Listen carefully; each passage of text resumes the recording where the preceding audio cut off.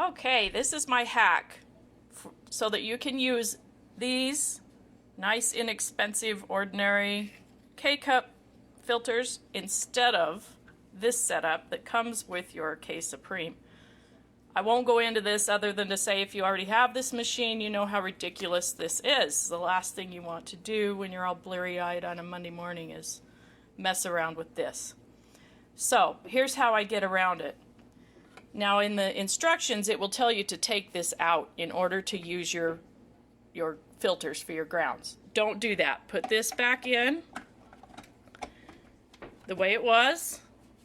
Now with this, if you try to put it in there with the lid, it won't close. It'll be sticky and it won't work. So just take this little lid and rip it right off.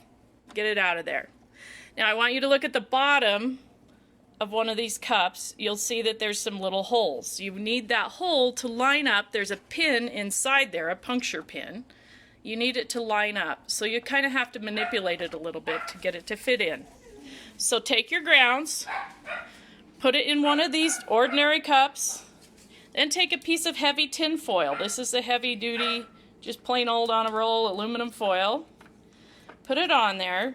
Make sure it's squeezed really good so that it doesn't pop off, because if it does, you'll get grounds everywhere, and I guess that's the learning curve. Put it down inside there, making sure that this little hole, one of these little two holes, lines up with your puncture pin. And I like to put the flat part in the back. And you'll kind of have to manipulate it a little bit. Make sure it's tight. And then off you go. That shuts very nicely. You can just make your selection. And it's not a half bad result. I'm still, I have to say, disappointed in this machine for the money it costs. But this will give you coffee from your own grounds if you do it this way.